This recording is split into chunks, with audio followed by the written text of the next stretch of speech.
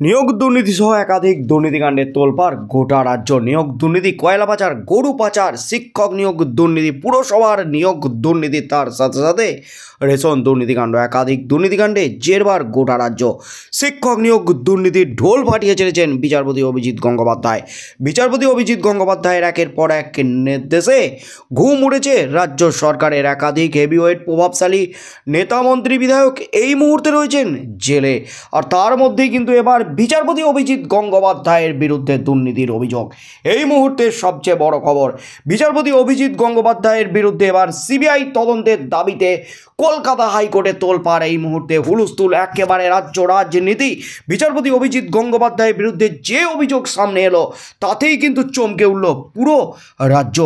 এই মুহূর্তের সবচেয়ে বড় খবর, রাজ্যে নিয়োগ দুর্নীতির একের পর এক মামলার সিবিআই তদন্তের নির্দেশ দেওয়া বিচারপতি গাঙ্গুলির বিরুদ্ধে দুর্নীতির অভিযোগে সরব হলেন তৃণমূল সাংসদ তথা আইনজীবী কল্যাণ ব্যানার্জি। এদিন তিনি অপর বিচারপতি অমৃতা সিনহাকেও নিশানা করেছেন। এদিন নাম না করে কলকাতা হাইকোর্টের দুই বিচারপতিকে নিশানা করেন আইনজীবী তথা তৃণমূল সাংসদ কল্যাণ বন্দ্যোপাধ্যায়। তাঁর অভিযোগ, এই দুই বিচারপতি শুধুমাত্র বিকাশ রঞ্জন ভট্টাচার্যের কথা শুনে রায় দিয়েছেন। কল্যাণ বন্দ্যোপাধ্যায়ের দাবি, তিনি খোঁজ নিয়ে দেখেছেন এই দুজনেরই রাজনৈতিক পটভূমি রয়েছে। কল্যাণ বন্দ্যোপাধ্যায় আরও দাবি করেন, একজন বিচারপতি সিবিআইয়ের 6 আধিকারিককে নিজের চেম্বারে ডেকে পাঠিয়েছিলেন। তাদের মধ্যে দুজনকে বদলি করা হয়েছে, কারণ তারা বলেছিলেন এই বিচারপতির নির্দেশ অনুযায়ী তদন্ত করবেন না। এদিন আদালতে এমনটাই দাবি করেছেন কল্যাণ বন্দ্যোপাধ্যায়। আইনজীবী কল্যাণ বন্দ্যোপাধ্যায়ের অভিযোগ, 2007 সাল থেকে 2016 পর্যন্ত 70টি মামলায় এসএসসির হয়ে নিয়োগে সম্মতি দিয়ে তারপর বিচারপতি হয়েছেন। এই দুর্নীতি সিবিআই তদন্ত হবে না? আদালতে প্রশ্ন করেছেন তিনি। প্রসঙ্গত, বিচারপতি অভিজিৎ গঙ্গোপাধ্যায়ের হাইকোর্টে বিচারপতি হওয়ার আগে এসএসসির আইনজীবী ছিলেন। এদিকে নতুন আরটিআই ঘিরে সরগরম এজলাস। আরটিআইয়ের মাধ্যমে সদ্য হাতে পাওয়া ওএমআর আদালতে পেশ করেন নবম দশমের এক চাকরি প্রার্থী। ওই আরটিআইয়ের বয়ানে তো এসএসসি জানিয়েছে তাদের ডেটাবেস যে তথ্য আছে সেখান থেকেই এটা দেওয়া হয়েছে, তার মানে তাদের কাছে ওএমআরের কপি আছে। এটা তো কোথাও কোনো আদালতে এসএসসি বলেনি। এসএসসি জানিয়েছিল সমস্ত নথি নাইসার কাছে রয়েছে। শুনানির সময় মন্তব্য করেন বিচারপতি দেবাংশু বসাক। পাল্টা এসএসসি আইনজীবী বলেন, আরটিআইয়ের বয়ানে ভুল রয়েছে। সিবিআইয়ের কাছে যে ওএমআর সিটের স্ক্যান কপি তারা পেয়েছিলেন সেখান থেকেই এই চাকরি প্রার্থীকে ওএমআর দেওয়া হয়েছে, নম্বর তাদের ডেটাবেস ছিল, দাবি করেছেন এসএসসির আইনজীবী। সেই সময় বিচারপতি দেবাংশু বসাক প্রশ্ন করেন, আর কত ভুল করবেন? 2024-এ এসেও কি ভুল বকছেন? এই মুহূর্তের সবচেয়ে বড় খবর, এবার কিন্তু কল্যাণ বন্দ্যোপাধ্যায়, বিচারপতি অভিজিৎ গঙ্গোপাধ্যায় এবং বিচারপতি অমৃতা সিনহার বিরুদ্ধে দুর্নীতির অভিযোগ, এবং সেই দুর্নীতির অভিযোগে কিন্তু এবার সিবিআই তদন্তের দাবি করলেন বিচারপতি অভিজিৎ গঙ্গোপাধ্যায়। তিনি যখন আইনজীবী ছিলেন সেই সময়কার বিভিন্ন তথ্য তুলে ধরলেন আইনজীবী কল্যাণ বন্দ্যোপাধ্যায়। আইনজীবী কল্যাণ বন্দ্যোপাধ্যায়ের অভিযোগে কিন্তু এবার তোলপাড় রাজ্য রাজনীতি, কেঁপে উঠল গোটা কলকাতা হাইকোর্ট। বিচারপতি অভিজিৎ গঙ্গোপাধ্যায় এবং বিচারপতি অমৃতা সিনহার বিরুদ্ধে সিবিআই তদন্তের দাবি তুলেছেন। এই দাবি কতটা ধোপে টেকে? বিচারপতি দেবাংশু বসাক কি এই দাবি শুনবেন? কারণ নিয়োগ দুর্নীতি সংক্রান্ত মামলা চলছে কলকাতা হাইকোর্টের বিশেষ বেঞ্চে। বিচারপতি অভিজিৎ গঙ্গোপাধ্যায়ের নির্দেশের পর তা যায় ডিভিশন বেঞ্চ, তা হয়ে সুপ্রিম কোর্ট।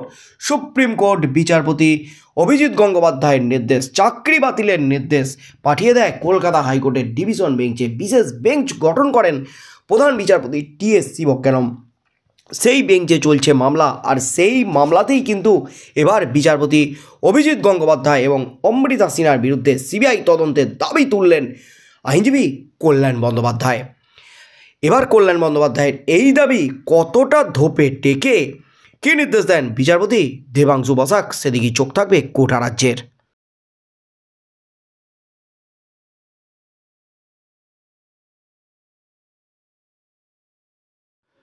নিয়োগ দুর্নীতি সহ একাধিক দুর্নীতিকাণ্ডের তোলপাড় গোটা রাজ্য। নিয়োগ দুর্নীতি, কয়লা পাচার, গরু পাচার, শিক্ষক নিয়োগ দুর্নীতি, পুরসভার নিয়োগ দুর্নীতি, তার সাথে সাথে রেশন দুর্নীতিকাণ্ড, একাধিক দুর্নীতিকাণ্ডে জেরবার গোটা রাজ্য। শিক্ষক নিয়োগ দুর্নীতির ঢোল ফাটিয়ে ছেড়েছেন বিচারপতি অভিজিৎ গঙ্গোপাধ্যায়।